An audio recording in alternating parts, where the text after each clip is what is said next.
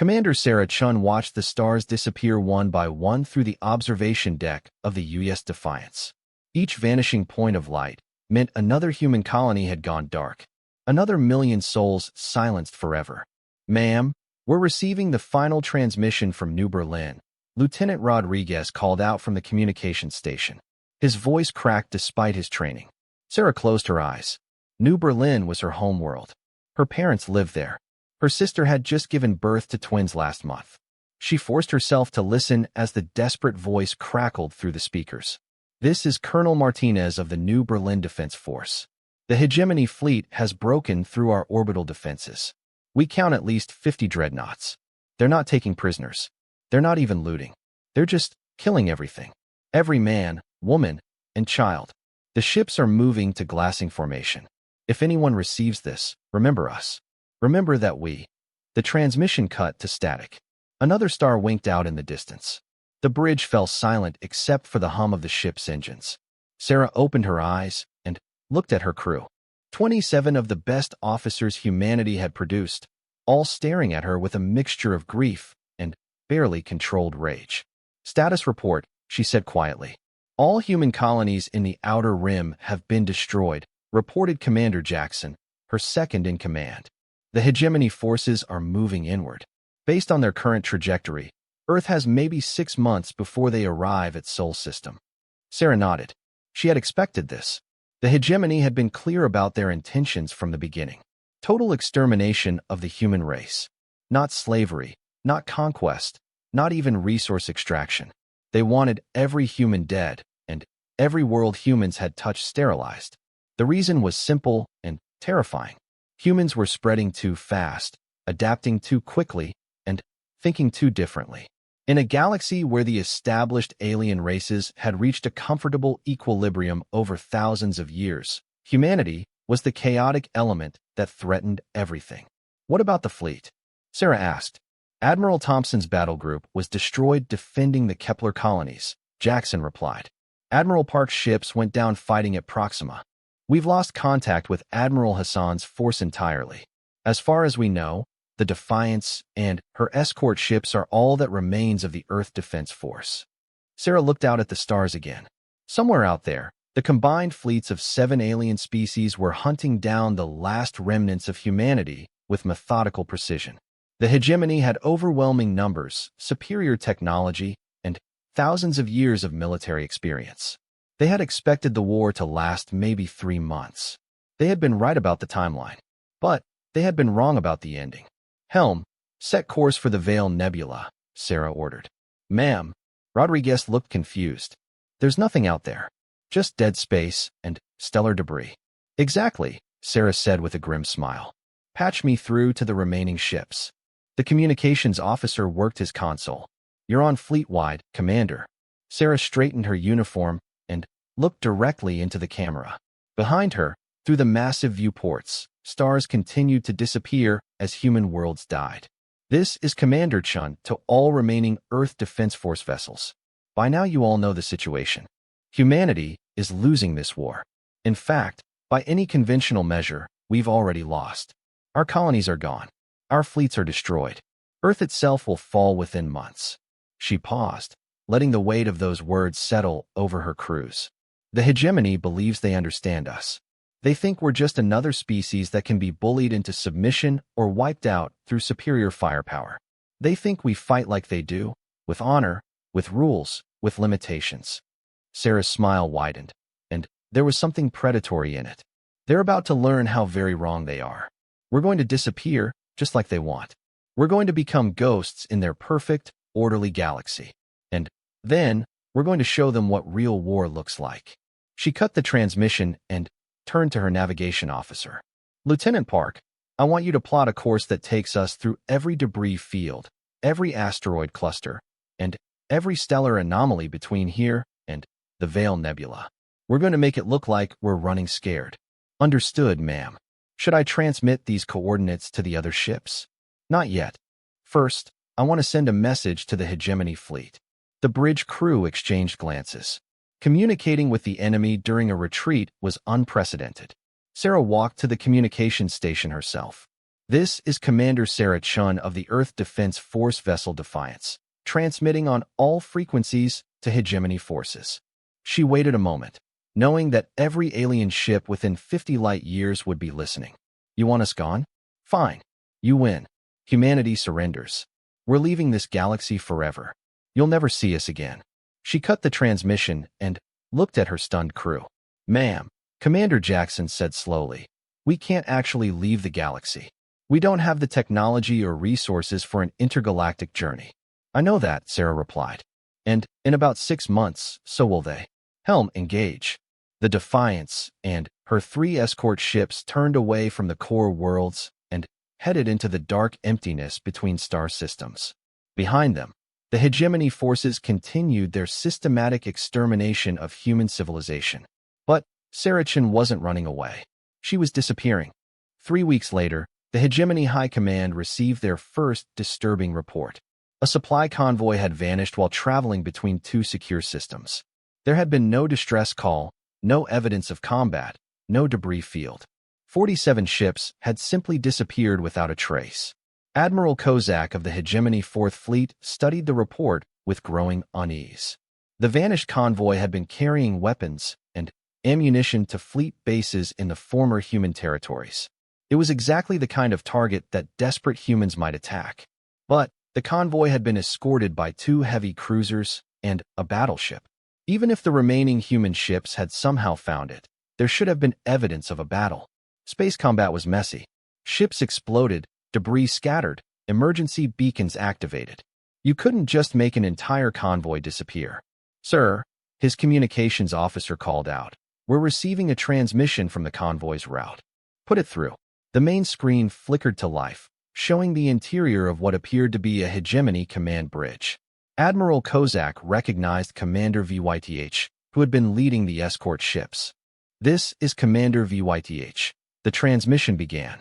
If you're receiving this, then our convoy has been destroyed. The attackers came out of nowhere.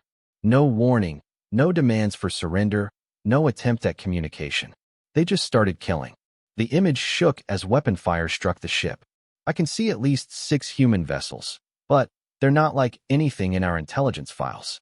They've stripped off all unnecessary components. No life support sections, no crew quarters, no escape pods. These ships are nothing but engines, weapons, and armor. They're fighting like machines. The bridge around Commander VYTH erupted in sparks and smoke. They're not trying to capture anything. They're not taking prisoners. They're just destroying everything and then disappearing back into the nebula. It's like they don't care about their own survival anymore. The transmission cut to static. Admiral Kozak stared at the empty screen for a long moment. Then, he turned to his intelligence officer. I want everything we know about human psychological profiles. How they think, how they fight, what drives them. And I want it now. The intelligence officer, a methodical Altarian named Flux, consulted his databanks. According to our studies, humans are highly emotional creatures who form strong social bonds. They fight to protect their families, their territory, their way of life. Remove those motivations, and they typically surrender or flee. But we've already removed those motivations, Kozak pointed out. We've destroyed their families, their territories, their entire civilization. So why are they still fighting? Flux was silent for a moment, processing this contradiction. Finally, he spoke. Perhaps we misunderstood what motivates them. Over the next month, more convoys disappeared. Supply ships, troop transports, communication relays, all vanishing without a trace in the dark spaces between systems.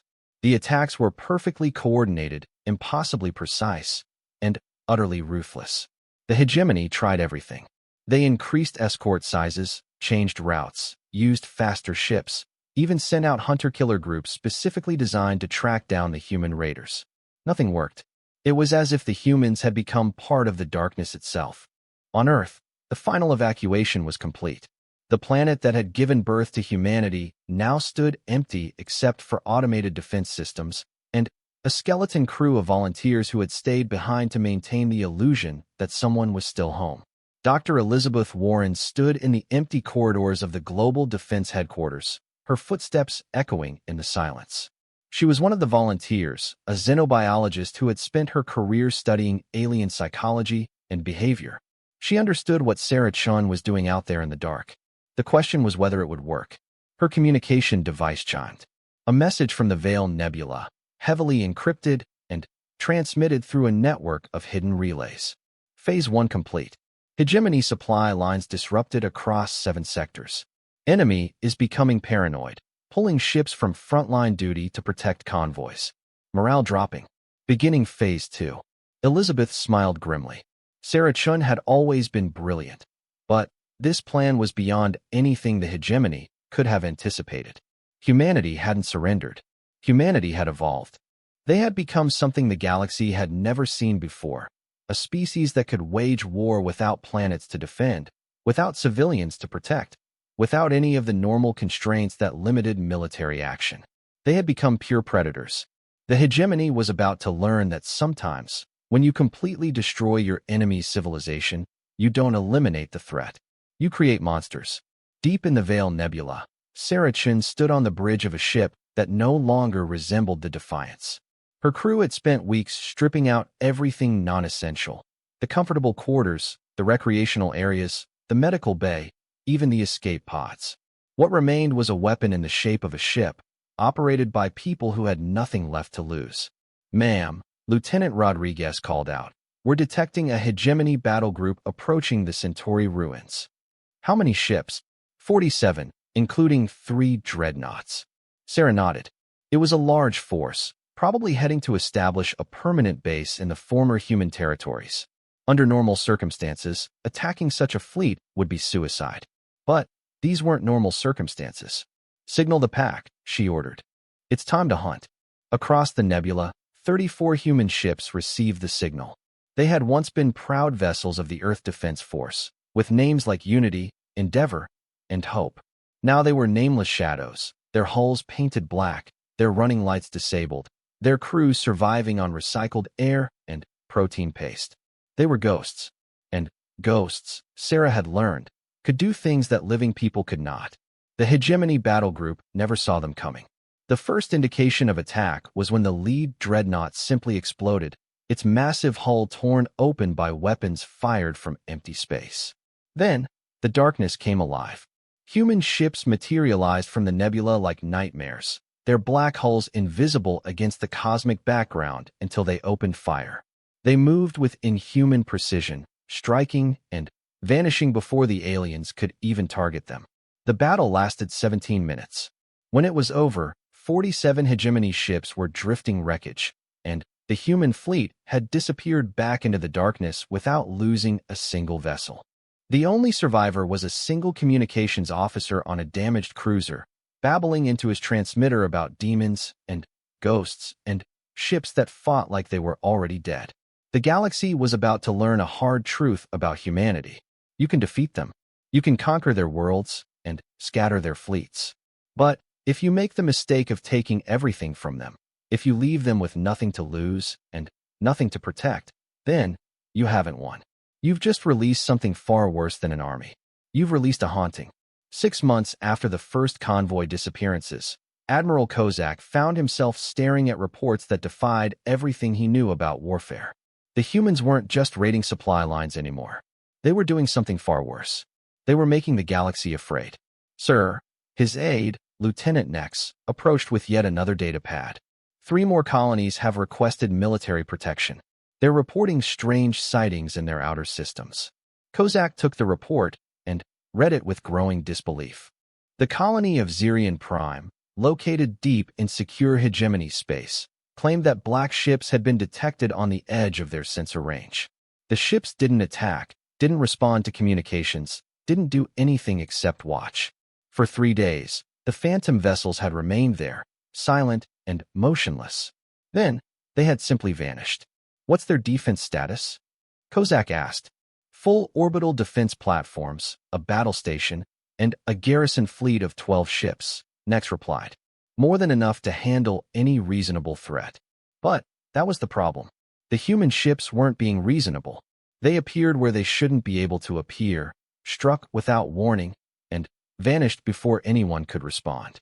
They had turned warfare into a nightmare. Kozak's communication system chimed. An incoming transmission from Supreme Admiral Vex, commander of all hegemony forces. Admiral Kozak, report to the command center immediately. We have a situation. 20 minutes later, Kozak stood in the massive command center of the hegemony flagship Domination. The room was filled with officers from 7 different species, all staring at the central holographic display with expressions of confusion and concern. Supreme Admiral Vex, a towering Korthian with 4 arms and steel-gray skin, turned as Kozak approached. Admiral, what do you know about human reproduction cycles? The question was so unexpected that Kozak needed a moment to process it. Excuse me, sir? Human breeding patterns, family structures, population growth rates. Our intelligence reports suggest they reproduce slowly compared to most species. 2 offspring per mating pair, extended childhood development periods, strong parental bonds. That matches our data. Yes, sir. Vex gestured to the holographic display, which showed a star map of former human territories. Red indicators marked the locations of destroyed colonies. Then, explain this. The display zoomed in on a system called Wolf 359, which had been one of the first human colonies destroyed. According to the records, the hegemony had glassed 3 worlds there, eliminating approximately 15 million humans. But the display showed something impossible. Energy signatures consistent with human technology were appearing throughout the system. Are you telling me there are survivors? Kozak asked. No, Vex replied grimly. We're telling you there are more humans in that system now than there were before we destroyed it. Kozak stared at the display. That's impossible. We monitored all evacuation attempts. No one escaped. Yet the evidence is undeniable. Whatever those humans are doing out there, they're not just surviving. They're growing. Dr. Senth, the hegemony's chief xenobiologist, stepped forward. He was a Vorthan, with pale blue skin and large, multifaceted eyes that missed nothing. I've been analyzing the attack patterns, he said in his precise, clinical voice. The human ships are operating with efficiency levels that should be impossible for organic crews. Their reaction times are too fast, their coordination too perfect, their endurance too great. He activated a secondary display showing combat footage from recent attacks. Look at this engagement near the Tau Ceti system. The human ships maintained maximum acceleration for 14 straight hours while executing complex combat maneuvers. No organic crew should be capable of surviving those G-forces for that duration. Supreme Admiral Vex 4 arms crossed simultaneously. What are you suggesting, Doctor? I believe the humans have fundamentally altered themselves. They've abandoned the biological limitations that constrain normal species. The room fell silent as the implications sank in. Enhanced soldiers, Admiral Kozak said slowly. Cybernetic implants, genetic modifications, combat drugs. More than that, Dr. Senth continued. I think they've abandoned the concept of individual survival entirely. These aren't soldiers fighting to live. These are weapons that happen to be human-shaped. Meanwhile, in the depths of the Veil Nebula, Sarah Chun was proving Dr. Senth's theories correct in ways he couldn't imagine. The ship that had once been the Defiance was now something else entirely. The original crew of 847 had been reduced to 23 people, not through casualties, but through choice. The rest had volunteered for the modification program. Sarah stood in what used to be the main cargo bay, now converted into a production facility. Rows of cylindrical pods lined the walls, each one containing a human volunteer undergoing the transformation process. Status report, she said to Dr. Marcus Webb, the ship's former medical officer who now served as the chief architect of human evolution. Batch 17 completed processing yesterday, Webb replied, checking his data pad. We now have 247 active units ready for deployment. Batch 18 begins transformation tomorrow. Sarah nodded and walked to one of the completed pods. Through the transparent aluminum window, she could see what had once been Ensign Patricia Holmes. The young woman had volunteered after learning that her entire family had died in the destruction of Proxima Colony. What lay in the pod was still recognizably human, but enhanced beyond natural limits. Cybernetic implants replaced failing organs, synthetic muscle fibers increased strength tenfold, neural processors accelerated thought, and reaction speeds far beyond biological norms. How long can they operate without rest? Sarah asked. Theoretically, indefinitely. The fusion cells provide continuous power, and the waste recycling systems eliminate the need for external supplies. They don't need food, water, or air in any meaningful quantity. Sarah studied the readings on the pod's display. Heart rate, brain activity, nutrient levels, all optimized for a single purpose.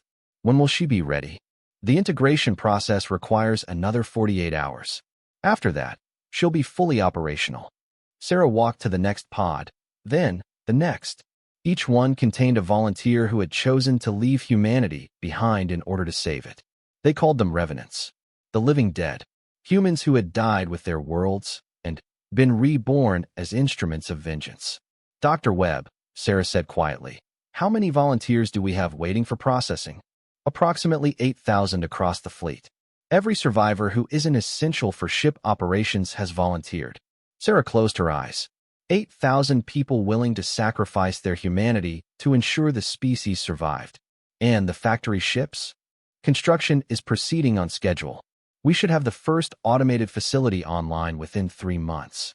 After that, we can begin large-scale production. The factory ships were Sarah's greatest gamble. Massive vessels designed to convert raw materials into new revenants. The plan was ambitious and terrifying. Create an army of post-human warriors who could fight forever, feel no pain, and never surrender. An army that could wage war across the entire galaxy without ever needing to rest. Ma'am, Lieutenant Rodriguez called from the communications station. We're receiving reports from the scout ships. The hegemony is mobilizing major fleets in response to our activities. Sarah opened her eyes. Show me. The main display activated, showing a tactical map of local space.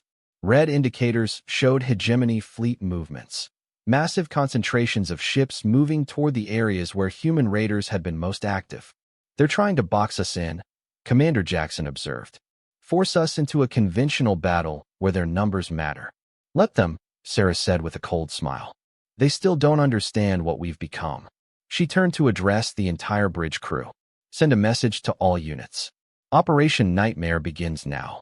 3 days later, the Hegemony 4th Fleet arrived at the coordinates where human ships had last been detected. Admiral Kozak commanded 127 vessels, including 8 dreadnoughts, and the newest weapon in the Hegemony arsenal, a planet killer called the Annihilator. Full sensor sweep, he ordered. I want every piece of debris larger than a pebble mapped and analyzed. The massive fleet spread out in a search pattern, their sensors probing every asteroid, every gas cloud, every shadow where human ships might be hiding. They found nothing. Sir, the sensor operator called out. I'm detecting some unusual readings from the inner asteroid belt. Specify. Energy signatures consistent with human technology, but they're strange. The patterns don't match any known ship configurations. Admiral Kozak moved to the sensor station and studied the readings himself. The energy signatures were definitely human in origin, but they were too small and too numerous to be ships. How many contacts are you reading? Approximately 3,000, sir. Kozak felt his blood chill. 3,000 human craft would be the largest fleet ever assembled. But the energy signatures were too weak to be proper warships. Sir, communications called out. We're receiving a transmission. From where? Everywhere, sir. It's coming from all around us. The main screen flickered to life, showing the familiar face of Commander Sarah Chun. But something was different about her. Her skin was too pale, her eyes too bright, and there was a mechanical precision to her movements. Greetings, Admiral Kozak, she said in a voice that was human, but somehow wrong. Thank you for accepting our invitation. What invitation? Kozak demanded. The one we sent when we let you find us.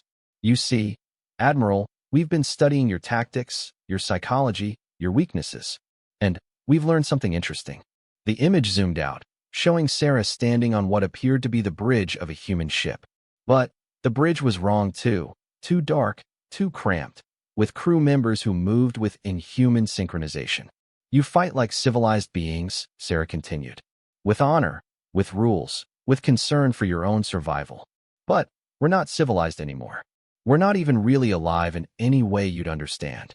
Around the Hegemony fleet, space began to change. What had appeared to be empty asteroid fields suddenly came alive with movement. Thousands of small craft emerged from hiding, not ships, but something new. They were pods, each one containing a single revenant. Human minds in mechanical bodies, capable of operating in hard vacuum, armed with weapons that could crack battleship armor, and absolutely without fear. "We call them our children," Sarah said as the swarm of pods began to move toward the hegemony fleet. "Each one is a volunteer who chose to die as a human so they could be reborn as something more." Admiral Kozak watched in horror as the pods accelerated to impossible speeds, their occupants surviving G-forces that would liquefy any natural organism. "All ships, battle stations," he commanded. "Open fire." The hegemony fleet opened up with everything they had. Energy beams, kinetic projectiles, and antimatter warheads filled space with deadly light. Hundreds of the human pods were destroyed in the first volley, but thousands remained, and they moved like nothing the aliens had ever seen. They dodged between energy beams, used the fleet's own ships as cover, and struck with surgical precision at critical systems. Individual revenants landed on the hulls of hegemony ships and began cutting their way inside. Others fired weapons that seemed to ignore shields entirely. Still others simply rammed into vital components, their mechanical bodies serving as guided missiles. "Sir, we're losing ships," the tactical officer reported. "They're not trying to capture anything. They're just destroying everything they can reach." That was when Admiral Kozak realized the true horror of what the humans had become. They weren't trying to win a battle or capture territory. They were simply killing everything they could find, without regard for strategy, survival, or any other consideration. They had become a force of pure destruction. "All ships retreat," Kozak ordered. "Maximum speed." But retreat was impossible. The human pods were faster than any ship, and they pursued the fleeing vessels with mechanical determination. They hunted down every craft that tried to escape, methodically destroying them one by one. Of the 127 ships that had entered the asteroid field, only 12 escaped to tell the story of humanity's transformation. The galaxy was about to learn that sometimes, when you destroy a species' civilization, you don't eliminate them. You turn them into something that makes your own extinction inevitable. In the depths of space, Sarah Chun watched the surviving hegemony ships flee and felt nothing. No satisfaction, no joy, no regret. The modifications had taken those emotions away, leaving only purpose. "Ma'am," Dr. Webb reported, "we've recovered 47% of the deployed units. The rest were lost in combat." "Acceptable losses," Sarah replied without feeling. "Begin production of the next batch. We have 6 more fleets to hunt." Around her, the remaining revenants prepared for the next phase of the war. They moved with perfect coordination, their human souls burned away and replaced with something colder and more efficient. The hegemony had wanted humanity gone. They had gotten their wish. What they faced now was something else entirely. The emergency session of the Galactic Hegemony High Council convened on the neutral station of Concordia Prime, a massive structure that orbited a dying star at the edge of known space. Representatives from all 7 member species gathered in the Great Hall, their various forms of communication creating a cacophony of clicks, whistles, and electronic tones. Supreme Chancellor Vorth of the Altarians called for order with a gesture of his 4 manipulator arms. His species had been the founders of the hegemony, the ones who had first proposed the elimination of humanity as a galactic threat. "We face an unprecedented situation," Vorth announced, his translated words echoing through the chamber. "The human problem has escalated beyond our most pessimistic projections." The holographic display at the center of the hall activated, showing a map of the galaxy.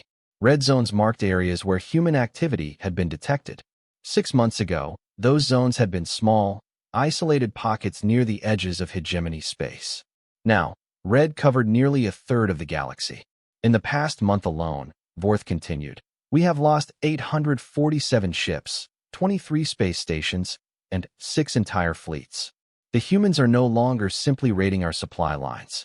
They are systematically dismantling our military infrastructure." Admiral Thornex of the Korthian Empire stood, his massive frame casting shadows across the chamber. "With respect, Chancellor, they're not humans anymore. Our xenobiological teams have analyzed the remains from recent encounters. What we're fighting now are synthetic constructs with human memories. Constructs that were once our enemies, pointed out Ambassador Kulix of the Vorthan Collective. We created this threat through our own actions. We responded to an existential threat to galactic stability. Vorth snapped. Human expansion was unsustainable. Their technological advancement was too rapid, their social adaptation too flexible. Left unchecked, they would have dominated the entire galaxy within a millennium. And now, asked General Flux of the Hegemony Defense Forces. What do we face now? The answer came from Dr. Hive, the collective intelligence that represented the swarm worlds. When the hive mind spoke, it was through thousands of individual voices creating harmony. We face extinction, the swarm said. The human constructs do not negotiate. They do not seek territory or resources.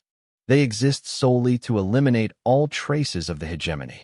We have created a force whose only purpose is our total annihilation. The chamber fell silent as the weight of that statement settled over the assembled delegates.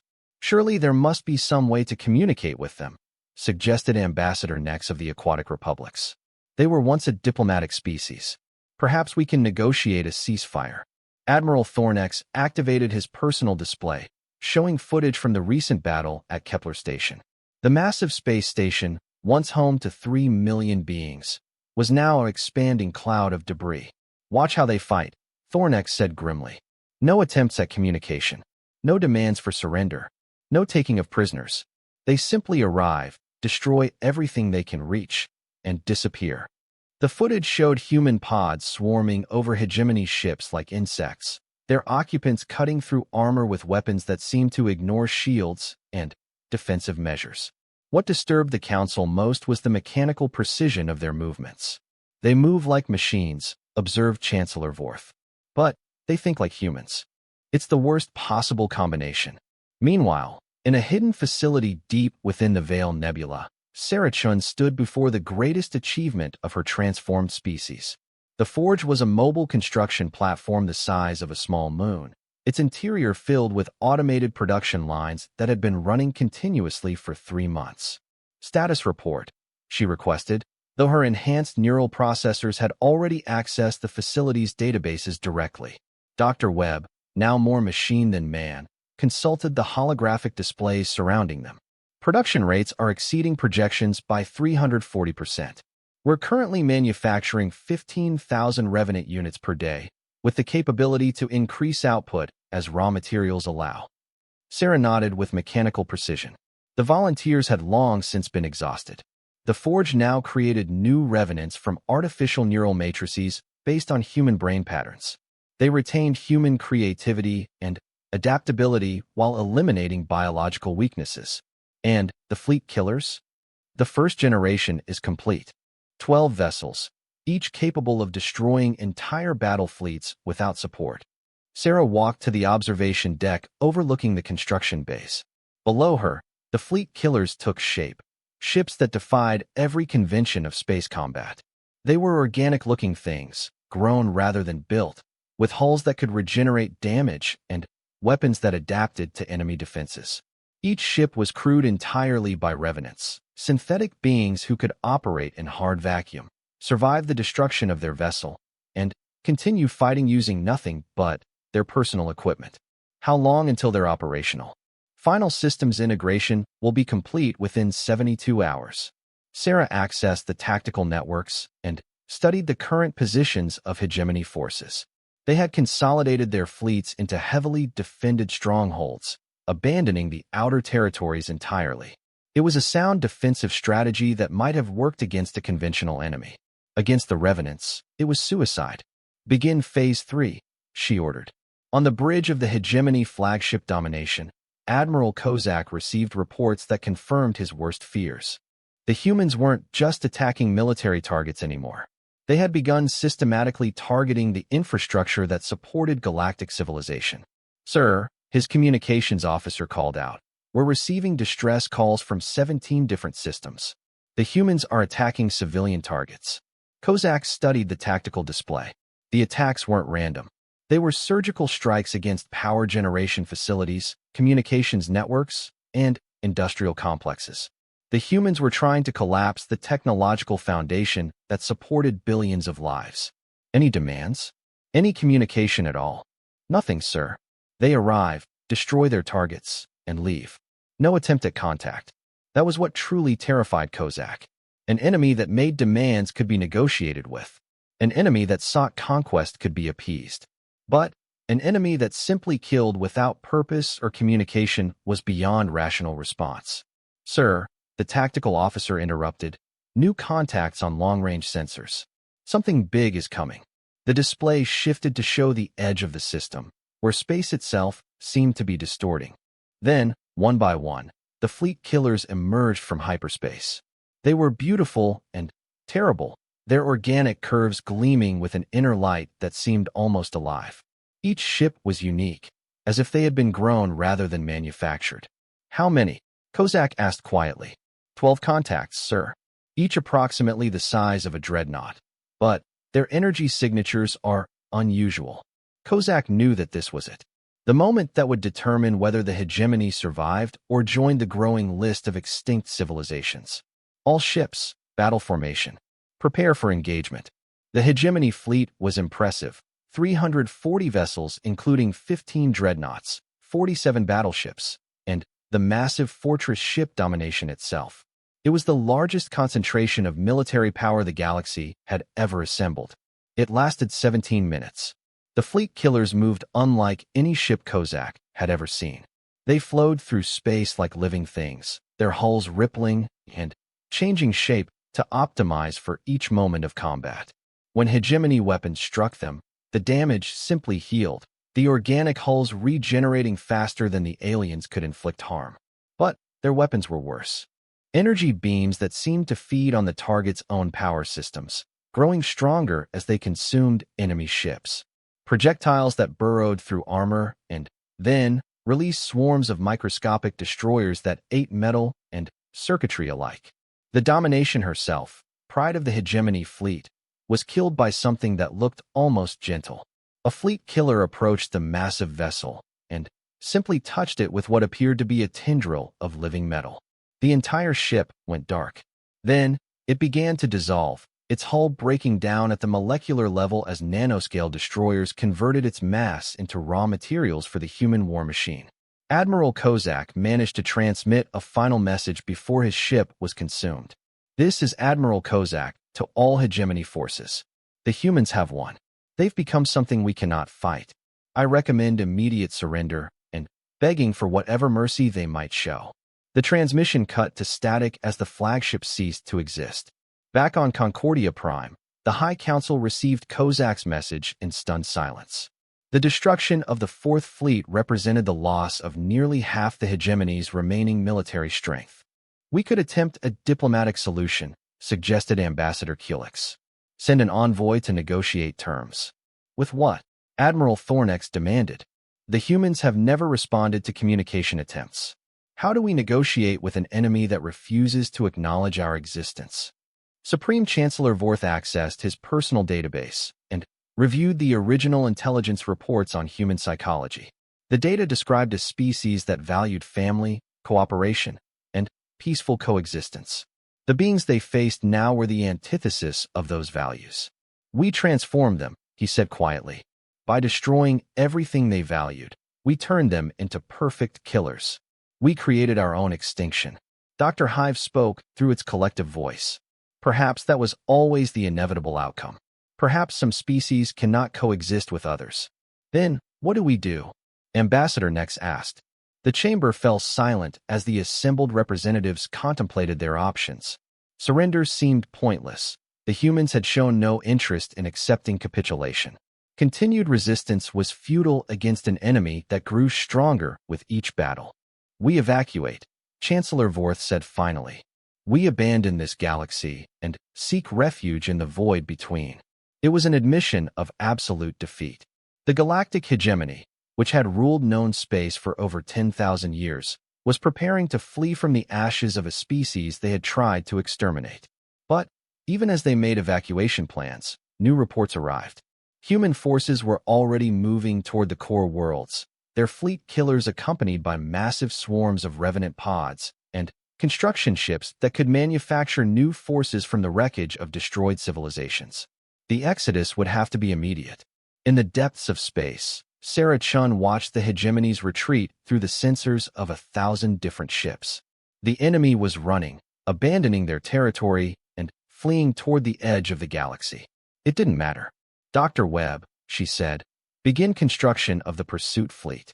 Long-range vessels capable of extragalactic travel.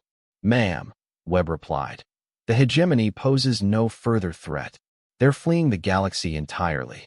I'm aware of that, Sarah said without emotion. But they still exist. And, as long as they exist, they remain a threat to any future human expansion. Webb nodded with mechanical understanding. The logic was flawless. True security could only be achieved through the complete elimination of potential threats. What about other species? Civilizations that weren't part of the hegemony? Sarah accessed the galactic database and reviewed the locations of non-aligned worlds. Hundreds of species, trillions of beings, all of whom had stood by while humanity was exterminated. They watched, she said simply. They knew what was happening to us, and they chose to remain neutral. That makes them potential future enemies.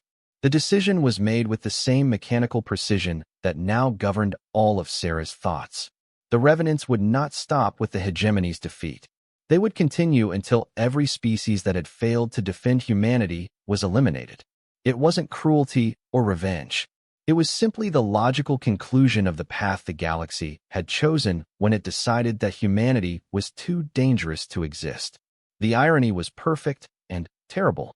In their attempt to eliminate the human threat, the hegemony had created something infinitely worse. They had turned a species of explorers and dreamers into an unstoppable force of extinction. And now, as the last hegemony ships fled toward the dark spaces between galaxies, the Revenants began the next phase of their existence. The complete sterilization of all non-human life. The galaxy had wanted humanity gone. Now humanity would grant them the same favor. In the end, the last transmission from the fleeing hegemony fleet contained a simple message, broadcast on all frequencies in the desperate hope that someone, somewhere, might learn from their mistake. To any species that receives this, never try to exterminate humans. You cannot kill them without becoming something worse than they ever could have been.